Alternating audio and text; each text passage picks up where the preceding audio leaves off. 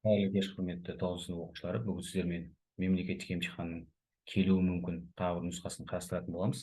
Жалпы екі бөлімнен тұрады дедік. Бірінші бөлімі А бөлімі тест түрінде 10 сұрақ 1 балдан. Б бөлімі сіздерде күнделікті жазып жүрген БЖБ, ТЖБ есептеріңізге ұқсайды. Енді бірінші сұраққа қараймыз. Өрнектің мәнін табыңыз дейді. Негіздерін бірдей қылып келтіріп алуымыз керек. 24 мен 6 мен 4-тің көбейтіндісі түрінде жазыламын. 6 көбейтілген 4 түрінде жазыламын, оның 12 дәрежесі дейді. Бөлімінде сіздерде өзін жазып қоясыздар. Енді мен мынаны келесі түрде жазамын да, 6-ның 12 дәрежесі, 4-тің 12 дәрежесі түрінде жазамын. Сонда сіздерде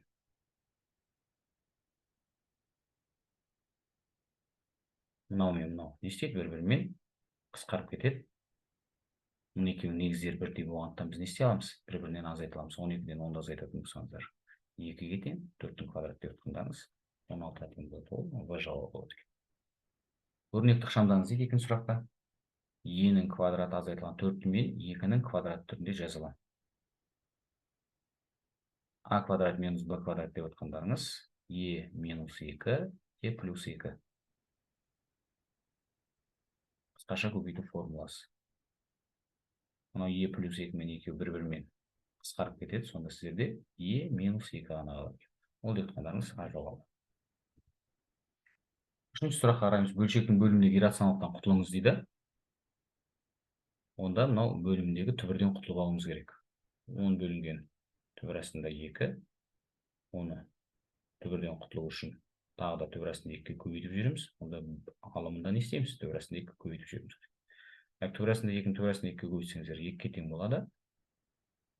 10 мен 2 қысқарып, сіздерде 5 түбір астында 2 болады. Ол деп отқандарыңыз А жауабы.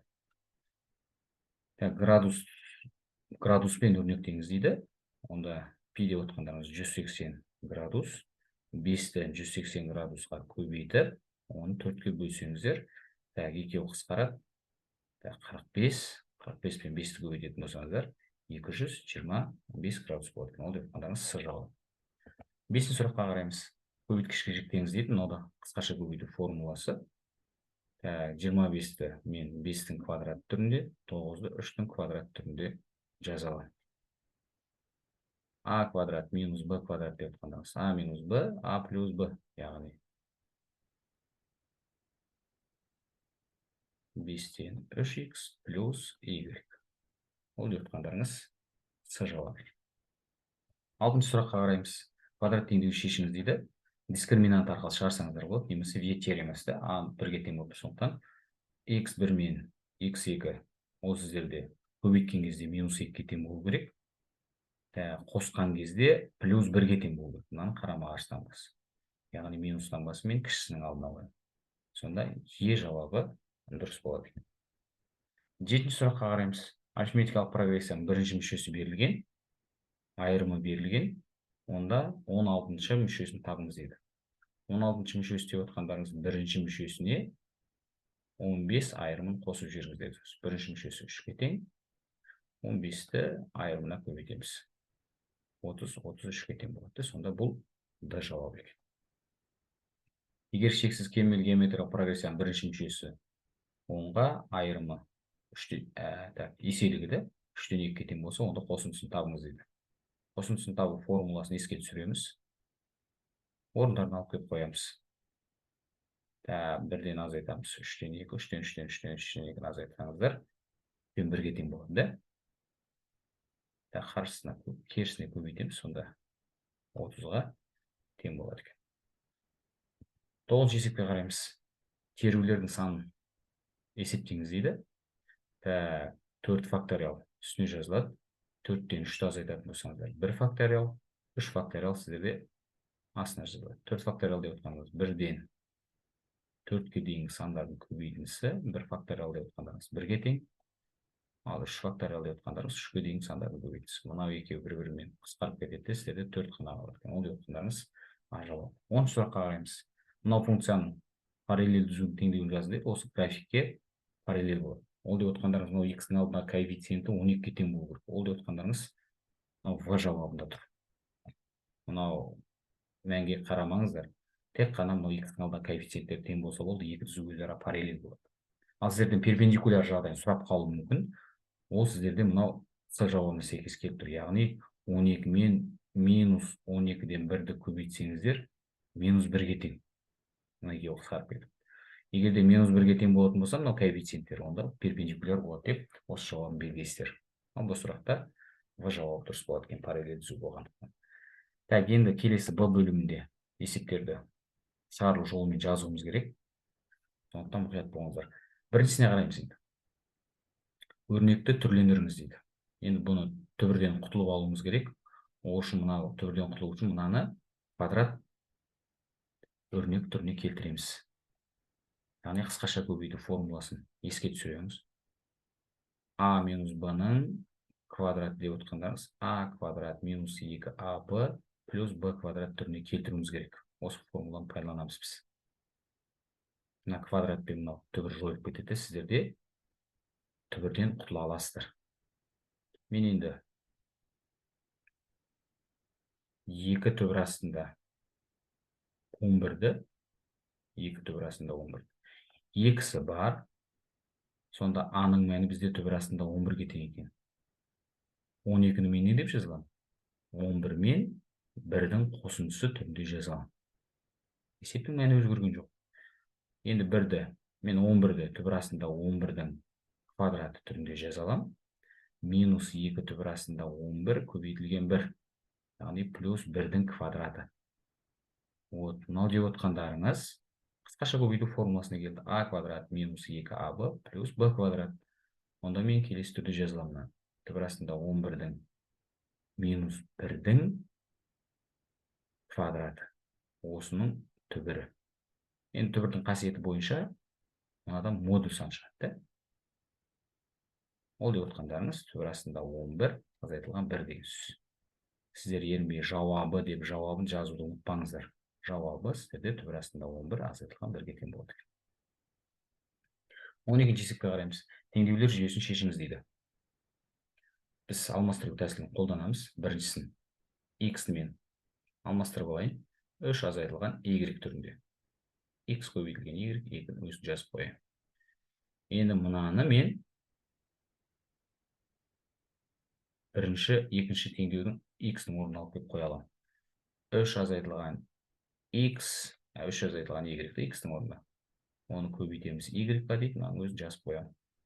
Так, жақшаны ашатын болсаңыздар, 3y минус y квадрат. Так, 2-ні келесі жаққа көшіреміз, минус 2 болады. Барлығы минус 1-ге көбейіп жүрейін де. В теоремасымен шаршысаңдар болсаңдар. Y квадрат минус 3y плюс 2 таңбалар ауысады. Y1 тең болады, Y2 тең болады. Так, таңбасына мұқият боламыз. Көбейткен кезде 2-ке, қосқан кезде 3-ке тең болады. Яғни бізде 2 мен 1-ді көбейтсеңіздер 2-ке, қоссаңыздар плюс 3-ке тең болады. Таңбасына мұқият боламыз. Енді x-ті мәнін тауып алуымыз керек. X1-ді табу үшін 3-тен Y1-ді азайтамыз. Ол деп отқандарыңыз 3-тен 2-ні азайтасыздар деген сөз 1-ге тең. X2-ні табамыз. 3-тен Y2-ні азайтасыздар. 3-тен 1-ді азайтамыз. Ол деп отқандарыңыз 2. Жауабы x 1-ге тең болғанда Y-іміз 2-ге тең. X 2-ге тең болғанда Y-іміз 1-ге тең болады. 13-ші есепке қараңыздар.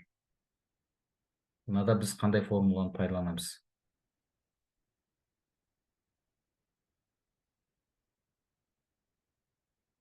Бір плюс тангенс квадрат x деген формула сіздерде қандай еді?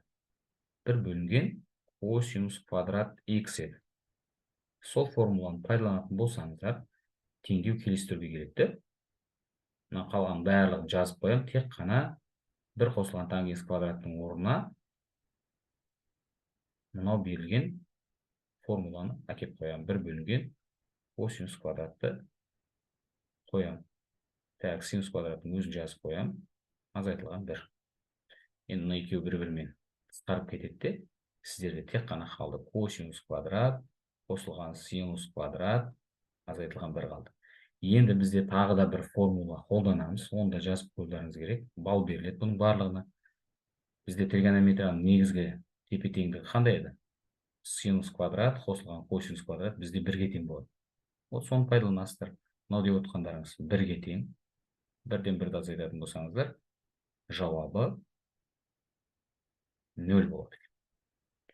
Келесі есепті қараймыз. Енді мынандай теңсіздіктер шығарған кезде біз мынау x-ның квадраттың алдындағы минус таңбасына құтылып алғанға тырысайық. В теоремасын қолдану үшін x квадрат минус 10x минус 11 таңбасының барлығы ауысады. Кіші немесе тең болып кетеді. Енді осыны біз 0-ге теңестіріп алуымыз керек. Квадрат теңсіздік шығарған кезде x1 мен x2 В теоремасы көбейткен кезде минус 11-ге, қосқан кезде плюс 10-ға тең болу керек. 11 мен 1-дің көбейтіндісі минус 1-дің минус 11-ге тең, қосқан кезде плюс 10-ға тең болады. Болды, енді осыны интервалдар, яғни сан өсінде белгілейсіздер. Интервалдар әдісімен шығарамыз. Минус 1, мына жерде 1. 11-де. Енді таңбаны анықтаған кезде қараймыз. Біріншісіне қарап жазсаңыздар болады. Онда x квадраттың таңбасы алды минус плюс минус болады. Біз екіншісіне қарайық, да? Екіншісіне қарап жасайық. Екеуімен де қарасаңыздар, бірақ таңбасын дұрыстап қоюларыңыз керек. X квадраттың алдына таңба плюс, онда плюс, минус, плюс болады. Бізге керегі минус жағы. Вот, мынау аралық болады бізге керек. Онда x-іміз тиісті болады екен. Минус 1 мен 11-дің аралығында. Жауабын жазып қойасыздар. Егер де біріншісіне қарайтын болсаңыздар, онда таңбасы минус плюс минус болады. Бізге 0-ден үлкен жағы керек. Осы жауап болады. Екеуінде де бір жауап шығады. Бірақ таңбасына шатаспаңыздар. 15-ші сұраққа қараймыз. Егер геометриялық прогрессияда еселігі берілген, 6-шы мүшесі берілген, онда алғашқы 10 мүшесінің қосындысын табыңыздар. Енді есен табу формуласын еске түсіріп алайық. Геометриялық прогрессияда бірінші мүшесіне еселігінің n дәрежесінен 1-ді азайтып тастаймыз. Еселігі азайтылған 1 болады. Ол деп отқандарыңыз не? 10 мүшесі деп отқандарыңыз, 10 мүшесінің қосындысы. Бірінші мүшесіне еселігінің 10 дәрежесінен 1-ді азайтасыздар. Еселігінен 1-ді азайтамыз дегенсіз. Бізге керегі не? Бірінші мүшесін тауып алуымыз керек екен, да? Бірінші мүшесін тауып алған үшін мынау берілген 6-шы мүшесін пайдаланайық. 6-шы мүшесі деп отқандарыңыз, бірінші мүшесі мен еселігінің 5 дәрежесі деген сөз. Мына екеуінің қосындысы мынаған тең болады. Қасиеттерін кішкене қарап отырмыз. 6-шы мүшесі деп отқанымыз бізде 1215 бірінші мүшесі мен еселігі бізде 3-ге тең. 3-дің 5 дәрежесі. Бірінші мүшесін табу үшін 1215-ті 3-дің 5 дәрежесіне бөліп жібереміз. 3-дің 5 дәрежесі деп отқандарыңыз 981, 81. 1215-ті 343-ге бөлесіздерді. Онда 5-ке тең болады. Көбейтсеңіздер. Сонда бірінші мүшесі бізде 5-ке тең екен. Онда алғашқы 10 мүшесінің қосындысы бірінші мүшесі, ол бізде берілген. Тауып алдық та, 5 көбейтілген еселігі. Еселігі сіздерде 3-ке тең. 10 дәрежесі азайтылған 1. 3-тен 1-ді азайтасыздар. Осы есепке дейін кім қарап нақты түсініп отыр? Комментарийға мынау есептің жауабын жазып қойыңыздар. 15-ші есептің жауабы мынандай болады. 3-дің 10 дәрежесін есептейсіздер, одан 1-ді азайтамыз, 5-ке көбейтіп 2-ке бөліп жіберіңіздер. 16-ші есепке қараймыз, өрнектің мәнін табыңыз дейді. Енді біз келтіру формулаларын еске түсіреміз. 90 градуста тангенс котангенсқа өзгереді. Мынау бірінші ширек. Азайтсаңыздар, бірінші ширекте таңбасы плюс болады. Плюс жазбай қойыңыздар. Синус минус альфа дейді. Минус жақшаның сыртына шығарып жібересіздер.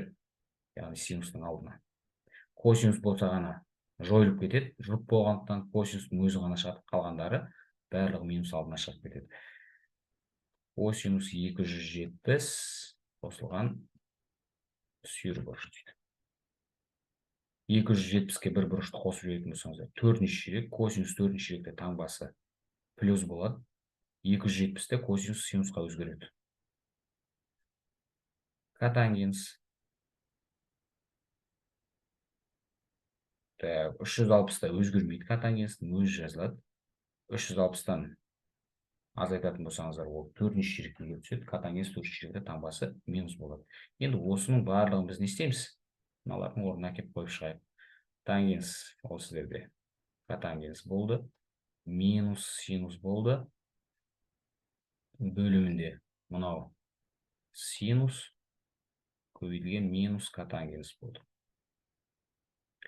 Синус пен синус қысқарып кетеді, котангенс пен котангенс қысқарады, минус пен минус плюс болады. Сонда жауабы 1-ге тең болады. Жауабы 1 деп жазып қоясыздар.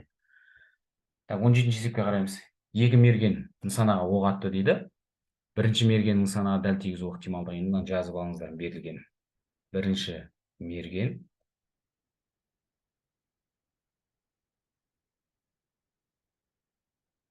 дәл тигізу, яғни дәл тигізу мен P1 деп алайын. Ол 0,9-ға тең.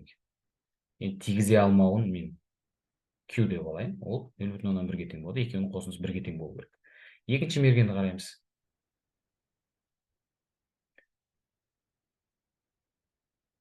Дәл тигізу мен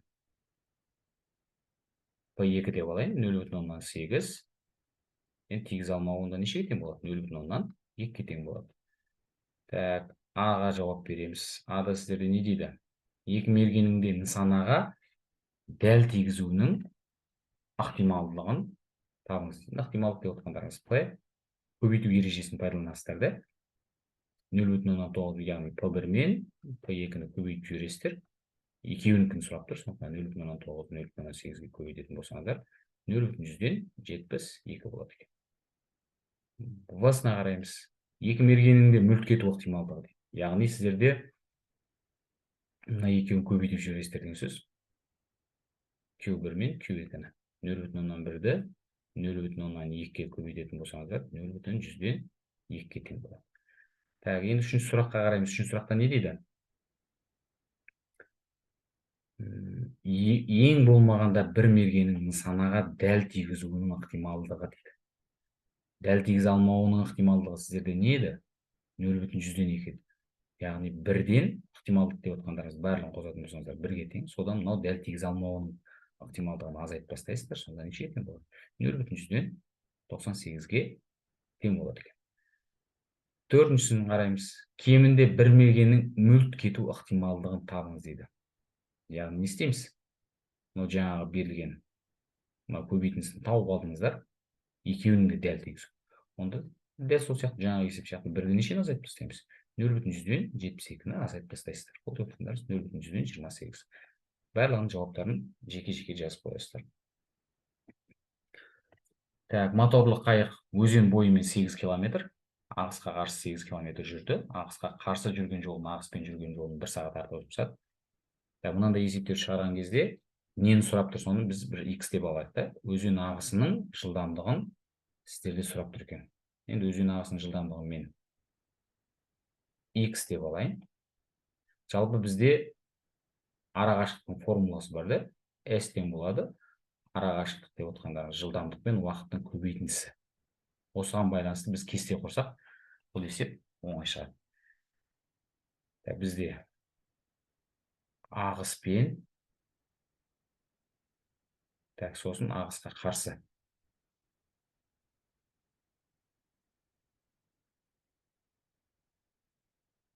Осыған байланысты кесте құрсаңыздар, есептеріңіз жеңіл шығады.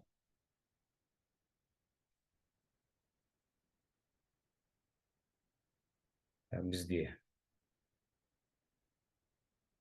арақашықтық S, V, T. Енді жалпы жүрген, өзен ағысымен жүрген жолы бізде 8 километр, ағысқа қарсы жүрген жолы бізде 8 километр. Қайықтың жылдамдық қандай болады бізде? Егер де қайық өзен ағысымен жүретін болса, жылдамдық, меншікті жылдамдықпен ағысының жылдамдығы қосылады, ал қарама-қарсы жүретін болса, жылдамдық азаяды, онда азайтып жібересіздер. Біздегі тынық судағы жылдамдығы ол 6-ға тең екен. Ағыспен жүргендіктен мынау ағыстың жылдамдығына қосылады, яғни X-қа қосып жібересіздер.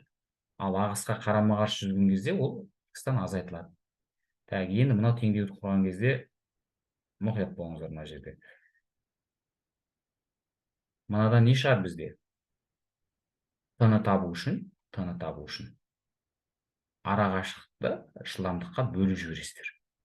Яғни бізде арақашықтық 8-ге тең, жылдамдық 6 бөлінген x-қа тең. 8-ді неге бөлеміз? 6 плюс x-қа бөлесіздер. Мынада да дәл сол сияқты 8-ді 6 минус x-қа бөлеміз. Енді біреуінен 6 сағат артық уақыт жұмсайды дейтін болса, көп уақыт жұмсайтынын, аз уақыт жұмсайтыннан азайтып жібересіздер, болды. Яғни бізге ағысқа қарсы ол көбірек жүреді, ағыспен жүргеніне қарағанда. 8 6 минус x-тен азайтамыз, 8 6 плюс x-ті. Тең болады 1 сағат артық жұмсайды екен. Бұл енді ортақ бөлімге келтіреміз. Мүмкін мәндер жиыны сіздерде минус 6-ға тең болмау керек, және де 6-ға тең болмау керек. Ортақ бөлімі бізде 6 минус x, 6 плюс x. Мынаны тоқтаушы 6 плюс x. Мына жерде 6 минус x болады. Ол деп отқандарыңыз а квадрат минус b квадрат. Яғни мен жазып қояйын, 6 минус x, 6 плюс x.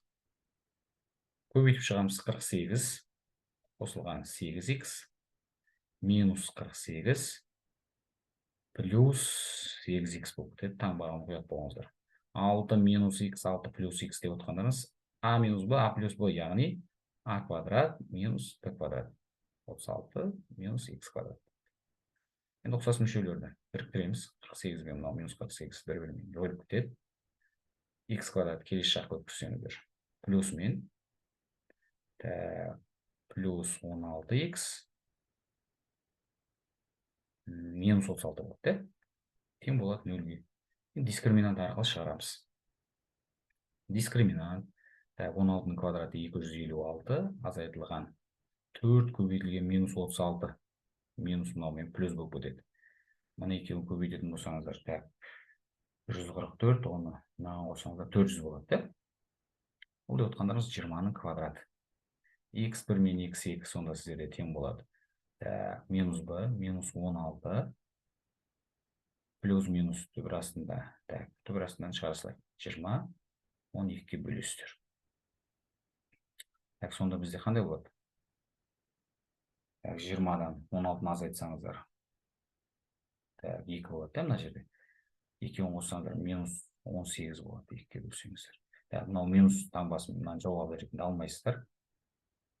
X-іміз тең болды 2-ке. X деп отқандарыңыз біздің сұрап отқан меншікті жылдамдық.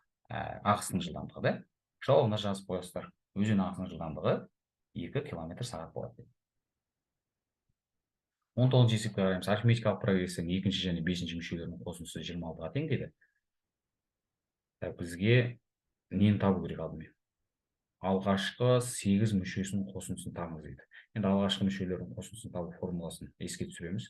Бірінші мүшесі мен соңғы мүшесін қосып, 2-ке бөлесіздер, дейінгі көбейтесіздер. Яғни 8 мүшесінің қосындысын табу үшін бірінші мүшесі мен 8-ші мүшесін қосамыз, 12-ге бөлесіздер. 2-ке бөліп 8-ге көбейтуіміз керек. Бізге бірінші мүшесін табу керек, сосын 8-ші мүшесін табуымыз керек. Енді есептің берілгеніне қарай біз теңдеу құрып алайық, немесе теңдеу жүйесінде екінші және бесінші мүшелерінің қосындысы 26-ға тең дейді. Яғни екінші мүшесі мен бесінші мүшесінің қосындысы 26-ға тең. Үшінші және алтыншы мүшесінің қосындысы 34-ке тең. Үшінші және алтыншы мүшелерінің қосындысы 34-ке тең болады. Енді мыналардың барлығын біз не істейік? Бірінші мүшесі мен d-ның қосындысы, екінші мүшесі деп отқандарыңыз, бесінші мүшесі деп отқандарыңыз, бірінші мүшесі мен төртінші мүшесінің қосындысы. 4 айырымның қосындысы, кешіресіздер, 26-ға тең болады. Үшінші мүшесі деп отқандарыңыз, бірінші мүшесі мен 2 айырымның қосындысы, алтыншы мүшесі деп отқандарыңыз, бірінші мүшесі мен 5 айырымның қосындысы. Сонда бізде 34-ке тең болады. Енді ұқсас мүшелерді біріктіреміз. 2a1 қосылған 5-ті тең болады 26-ға. 2a1 қосылған 7-ді сіздерде 34-ке тең болады. Екеуін бір-бірінен азайтып жүреміз. Екеуі бір-бірінен жойылып кетеді. 5-ді азайтылған 7-ді минус 2-ді, 26-дан 34-ді азайтатын болсаңыздар, минус 8-ге тең болады. Сонда d-мыз нешеге тең болады? 4-ке тең болады. Біз айырымын тауып алдық. Енді нені табамыз? Біз енді сегізінші мүшесін табу үшін бізге не керек? Бірінші мүшесі керек та, онда мына. Енді мынау берілген нелерінен табассақ болады. Енді мына жерден қоя салайын. Так. 2А1 қосылған 5 көбейтілген d, яғни 4. Осы деді 26-ға тең болады екен. Сонда 2А1-іміз 20, 26-дан 20-ны азайтатын болсаңыздар 6. Бірінші мүшесіне нешеге тең екен? 3-ке тең болады екен. Так, енді біз 8-ші мүшесін тауып алуымыз керек. 8-ші мүшесін табу үшін бірінші мүшесіне 7-ді қоса саласыздар, болды. Бірінші мүшесі деп отқандарыңыз 3-ке тең. Қосамыз 7 неше көбейтесіздер? d-ға, яғни 4-ке көбейтеміз. 28 3-ке көбейтетін қосатын болсаңыздар, ол бізде 31-ге тең. Енді барлығына келіп, мынау орындарына қойып жібересіздер. Так, тең болады деп жазып қоямын. Бірінші мүшесі деп отқандарыңыз 3-ке тең, 8-ші мүшесі деп отқандарыңыз 31-ге тең. Так, 2-ке бөлесіздер, 8-ге көбейтеміз. 34, 2-ге қысқаратын болса, так, 4-ке тең, 16, 12, 13. Так, жауабына жазып қойыңыздар. Так, 8 мүшесінің қосындысы алғашқы 136-ға тең болады. Есептер түсінікті болса, жүрек жүгін басып қоямыз, лайк басып, сосын каналға тіркелуді ұмытпаңыздар. Емтиханда сіздерге сәттілік.